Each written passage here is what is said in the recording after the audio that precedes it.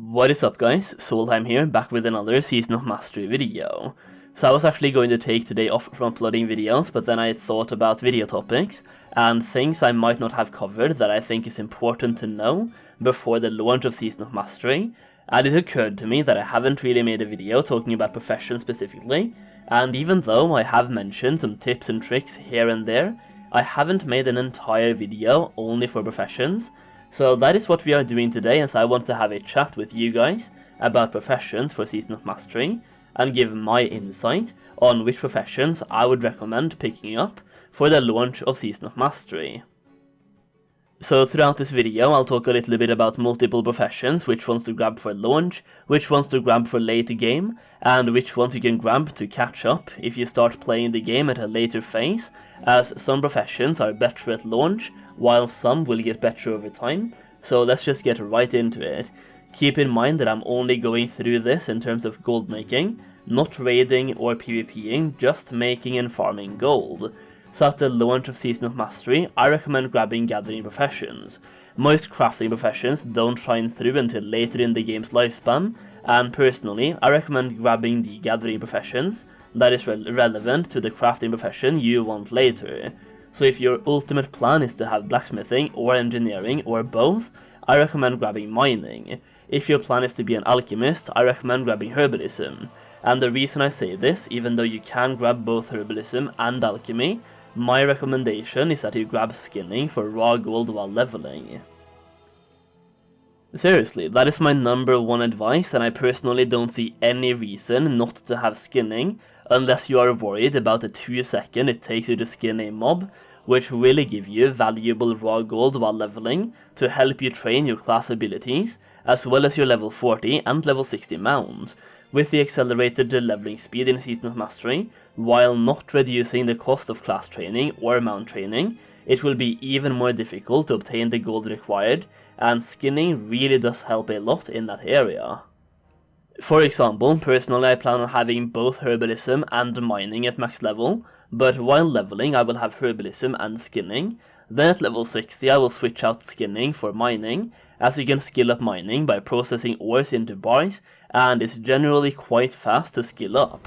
If I was going for alchemy at level 60, I would choose herbalism and skinning while leveling, send all of my herbs to a bank character while leveling to save bag space, while still saving up for the herbs for later. Then at level 60 I would switch out skinning for alchemy, and send all of the herbs back from my bank character to my main character, and skill up alchemy with the herbs I've gathered while leveling.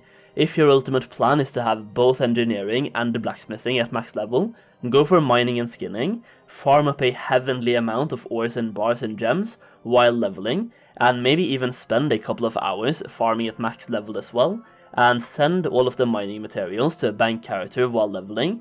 Then once you feel like it, simply switch out both mining and skinning for engineering and blacksmithing, and you are good to go. My point is, grab gathering professions if you want easy gold, and send the materials you need for crafting professions over to an alt character, then send them back once you are level 60, and ready to work on your crafting professions. So with that said, let's take a look at some crafting professions. The first one I want to mention is alchemy, as you got some incredible ways of making gold as an alchemist. Well, it's basically potions, flasks, elixirs and transmutes, but still there's a lot of different gold making opportunities.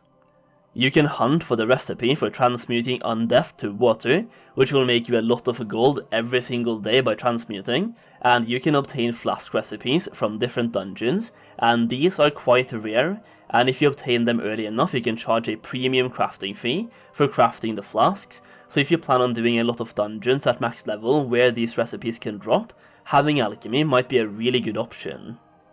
Most guilds will however have a designated alchemist for flask crafting, but if you're that guy, then go for it. Aside from that, you can also make a lot of gold by simply buying herbs and crafting it into simple potions and elixirs taught to you by the alchemy trainer, or cheap alchemy recipes found in the open world and from vendors, especially if you time it right and sell these elixirs on raid days when the demand goes up.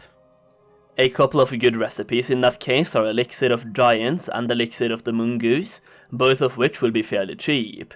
Next up, let's talk a little bit about blacksmithing. Blacksmithing is incredibly reliant on obtaining specific recipes where you can charge a premium crafting fee. Examples here included the plans for the Arcanite Reaper and Arcanite Champion that can drop from the Blackrock Spire. Other important plans include the plans for the Lionheart Helm and the Stronghold Gauntlet if you're into PvP. You also have the good old bangers like Sulfuron Hammer and Titanic Leggings. Another crafting profession I think a lot of people are interested in is enchanting, and for this profession I would recommend having tailoring and skinning while leveling, and put every soulbound green or blue item you receive in your bank while sending every BOE to an alt character. Having tailoring will allow you to craft green items while skilling up tailoring, which once again you can send to an alt, and having skinning will help you produce more raw gold while leveling. Once you reach level 60, throw away skinning, grab enchanting, and send all of your greens back, and disenchant the greens you have in your bank. Enchanting relies heavily on obtaining formulas, like it's a must. You can obtain different formulas from different locations. Some are world drops, some are bought from different reputations, some are drops from dungeons, and some are just incredibly difficult to obtain. Some important formulas you will want to look out for are the formula for the Crusader enchant, the formula for the spell power enchant, the formula for the healing power enchant. You want to get some Timbermaw hold rep for the agility enchant, get the greater stats on chest formula, and also get the mighty intellect formula. These are just a couple of the ones you need, but honestly just try to obtain as many enchanting formulas as possible, as your main gold income from enchanting will be charging a premium crafting fee, which is based on having more formulas than other enchanters. Once Sulguru becomes available, aka Phase 4, enchanters can also start making some steady gold through crafting brilliant wizard oils and brilliant mana oils. Tailoring and leatherworking are pretty straightforward, and you can make a decent amount of gold by crafting mooncloth on a cooldown through tailoring, as well as the salt shaker for cured rugged hides through leatherworking, and tailors can make some extra gold crafting bloodvine in Phase 4, and leatherworkers can make a lot of gold early in Season of Mastery, if they can get in on that Devil's Roar action. For those of you starting Season of Mastery later than launch, I highly recommend getting fishing. Well, I recommend getting fishing all the time, but especially if you're starting later on, you can make a lot of gold from fishing or with fishing quite early, and for reference I was making 50 gold per hour fishing on a level 20 character in Classic WoW in Phase 3, meaning fishing can give you a lot of gold at early levels later on, giving you a really good catch-up opportunity, and a really good way of securing yourself some gold while leveling. The method I used was fishing for Nightfin in Moonglade, but you can also fish for higher level fish if you decide to get to level 35 plus, so you can get max skill fishing. I also want to let you guys know that I've made and published my own gold making guide for Season of Mastery, where I go through a lot more gold making strategies and gold making secrets, such as 38 different gold farms, 36 investments, vendor flips, crafting, professions, class specific gold farming, and even more. It is basically over 80 pages of pure gold making information. Right now you can get the guide for 50% off by using the code Solheim, and you will find the link in the video description, as well as the pinned comment.